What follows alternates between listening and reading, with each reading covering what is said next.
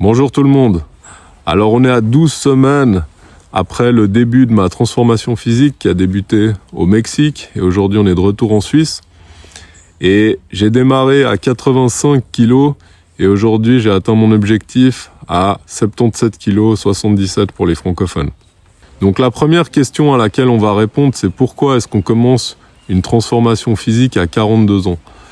La réponse elle est simple, c'est que pour ma part j'ai toujours fait beaucoup de sport. Donc du jiu-jitsu, du judo 3 fois par semaine, la musculation aussi 3 fois par semaine, même de la course à pied. Et je marche également, donc j'ai une bonne dépense énergétique journalière. Mais malgré ça, depuis mes 30 ans, on va dire, j'ai commencé à stocker un peu de gras, donc c'est pas énorme, mais mon poids qui était à la base sous 80 kg, petit à petit sur 10 ans est monté à 85 kg. Donc il y a des personnes pour qui c'est beaucoup plus grave, qui deviennent carrément obèses, et c'était pas mon cas.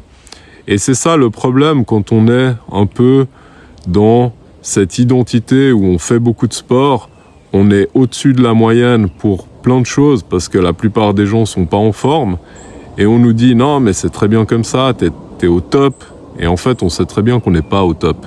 On sait très bien que par rapport à ce qu'on fournit comme effort, donc on fait beaucoup plus de sport que la moyenne, on fait à peu près des entraînements tous les jours et que malgré ça, on sait que notre physique il pourrait être bien meilleur. Et la seule variable qui n'est pas prise en compte là-dedans, c'est la nutrition.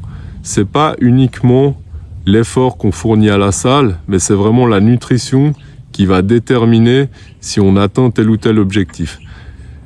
Pour ma part, j'ai toujours fait du sport dans un but de performance. Ça veut dire que quand on fait du judo, du jiu-jitsu, on cherche à performer.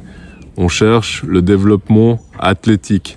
Donc je me suis jamais trop intéressé à la partie esthétique. Ça vient plus ou moins tout seul, mais j'ai jamais cherché à être très très sec. C'est pour ça que depuis mes 30 ans, j'ai pris du poids progressivement et puis ça m'impactait pas du tout. J'en avais quelque part rien à faire. Mais depuis que j'ai eu 40 ans, je me suis dit, en fait, ça va crescendo. Petit à petit, on fait toujours autant de sport, mais on prend progressivement du poids, du gras, donc du poids qui sert à rien. Ça nous limite, par exemple, pour courir parce qu'on est plus lourd. Ça apporte rien d'avoir ce gras et c'est vraiment démoralisant parce que quelque part, on fait autant d'activités qu'avant et on continue progressivement à prendre du gras. Et c'est marrant de se dire que la plupart des gens qui vont à la salle de fitness, ils ont commencé, contrairement à moi, le sport dans un but complètement esthétique. Donc ils ne recherchent pas la performance ou le développement athlétique, ils cherchent uniquement l'esthétique.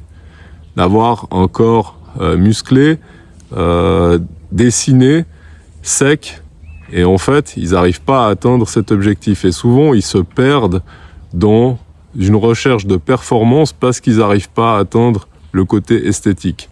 On voit des gens, ils commencent à devenir accros au sport, ils font du crossfit, maintenant il y a les Aerox, il y a tout un tas de choses comme ça. Et en fait, ils perdent de vue le côté bien-être, esthétique qu'ils sont venus chercher en démarrant dans une salle de fitness. Et les salles de fitness sont remplies de gens qui n'ont pas le physique qu'ils sont venus chercher. Il y a des gens qui sont très musclés, mais par-dessus, ils sont gras, donc ça ne se voit pas forcément. Il y a des gens qui font énormément d'endurance et ils vont avoir peut-être même du ventre, le haut du corps pas du tout développé. Donc on a des physiques disgracieux parmi tous les profils qui pratiquent le sport pour le bien-être et pour le côté esthétique, puisque c'est ce que recherche la majorité des gens. Et personne ne pourra me dire le contraire, c'est que la plupart des gens recherchent vraiment ça, le côté esthétique. Parce que depuis que j'ai partagé ce que je fais sur les réseaux sociaux, donc cette perte de gras que j'ai commencé il y a 12 semaines, je reçois tout un tas de messages en privé. Parce que les gens, en particulier ceux qui me connaissent, savent que voilà, j'ai jamais fait attention à ça, que malgré ça j'avais un bon physique et que j'ai jamais fait attention à ça puisque quand je mange, en général j'aime bien manger et on s'est jamais privé, on va dire. Et je pense que de voir quelqu'un qu'on connaît se transformer physiquement, ça a un impact différent que de voir une personne sur Internet qu'on connaît pas.